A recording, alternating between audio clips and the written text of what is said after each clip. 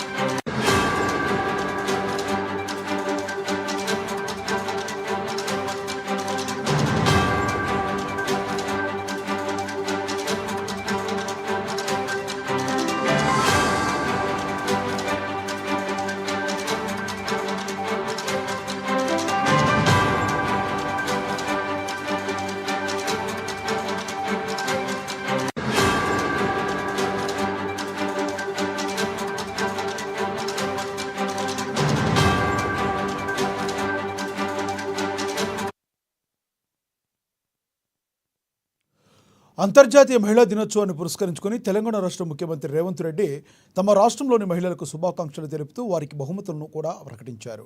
ప్రభుత్వ రవాణా సంస్థ ఆర్టీసీలో మహిళా సంఘాల అద్దె బస్సులను ఆయన ప్రారంభించనున్నారు. సికింద్రాబాద్ పరేడ్ గ్రౌండ్లో భారీ ఎత్తున ఈ కార్యక్రమం జరగనుంది. ఈ కార్యక్రమానికి సీఎం రేవంత్ రెడ్డి హాజరై మహిళా సంఘాల అద్దె బస్సులకు జెండా ఊపి ప్రారంభించనున్నారు. ఇక ఇదే విషయానికి సంబంధించి మరింత సమాచారాన్ని మా ప్రతినిధి హరీష్ ఫోన్ ద్వారా అందిస్తారు. హరీష్, చెప్పండి, ఏదైతే మహిళా సంఘాల అద్దె బస్సులను ఈరోజు సీఎం రేవంత్ రెడ్డి ప్రతిష్టాత్మకంగా తీసుకొని ఉన్నారా? Thank you Lakshmi Nayak.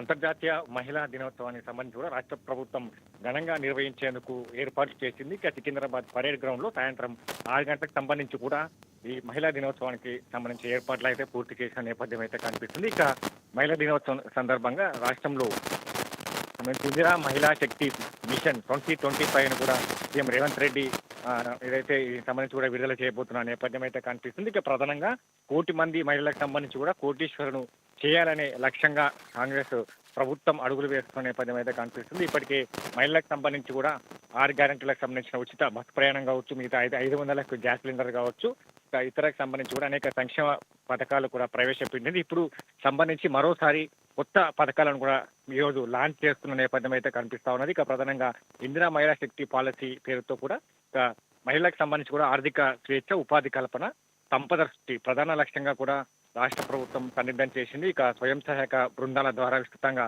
పెంచడంతో పాటు సభ్యుల వయసు కూడా 18 నుంచి 15 వరకు సంబంధించి కూడా తగ్గించింది. గరిష్ట వయసు సంబంధించి కూడా 60 ఏళ్ల నుంచి 65కు పెంచుతూ కీలకంగా ప్రభుత్వం నిర్ణయం తీసుకునే నేపథ్యం అయితే కనిపిస్తా ఉంది. ఇక ఈ రోజు సంబంధించి కూడా ఇదైతే మహిళలకు సంబంధించి కూడా 3 పథకాలకు సంబంధించి కూడా విడుదల చేసేందుకు రాష్ట్ర ప్రభుత్వం సన్నిద్ధమవుతున్న నేపథ్యం అయితే కనిపిస్తా ఉన్నది. ఇక మహిళలకు సంబంధించి ఇప్పటికే అద్దె బస్సులకు సంబంధించి కూడా ఆర్టీసీలో మహిళలకు సంబంధించి కూడా ప్రభుత్వ రవాణా సంస్థ సంబంధించి అద్దె బస్సులు ఇచ్చేందుకు ఈరోజు శ్రీకారం చుట్టింది. ఇక స్వయం సహాయక బృందాలకు సంబంధించి కూడా ఈ అద్దె బస్సులను తీసుకునేందుకు ప్రధానంగా ఏర్పాటు చేసిన నేపథ్యం అయితే కనిపిస్తా ఉంది. దాంతో పాటుగా సోలార్ సంబంధించిన పవర్ ప్లాంట్కు సంబంధించి కూడా మహిళా గ్రూపులకు ఇవ్వబోతున్న నేపథ్యం అయితే కనిపిస్తా ఉన్నది.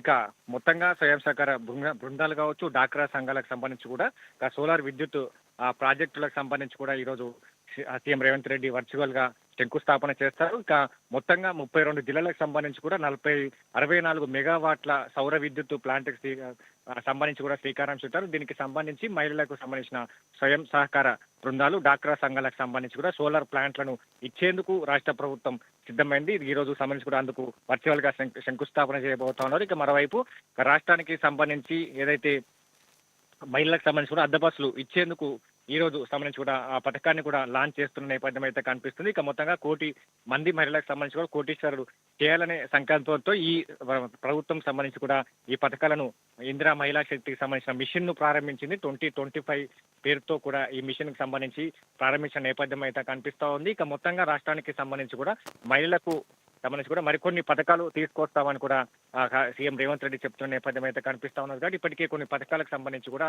మహిళలకు ఇంప్లిమెంటేషన్ చేస్తారు. ఇప్పుడు సంబంధించి కూడా మరో పథకాలు రాబోతాయి. ఈ రోజు సాయంత్రం 6 గంటలకు సంబంధించి కూడా ఘనంగా ఈ ఏదైతే మహిళా దినోత్సవానికి సంబంధించి కూడా రాష్ట్ర ప్రభుత్వం ఏర్పాటు చేసింది. సాయంత్రం 6 గంటలకు సంబంధించి కూడా ఈ పథకాలు ప్రారంభం కాబోతున్నాయి. లక్ష్మణ్.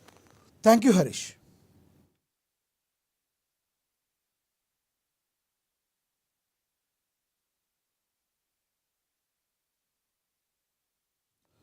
తెలంగాణ ఎంపీల సమావేశానికి హాజరు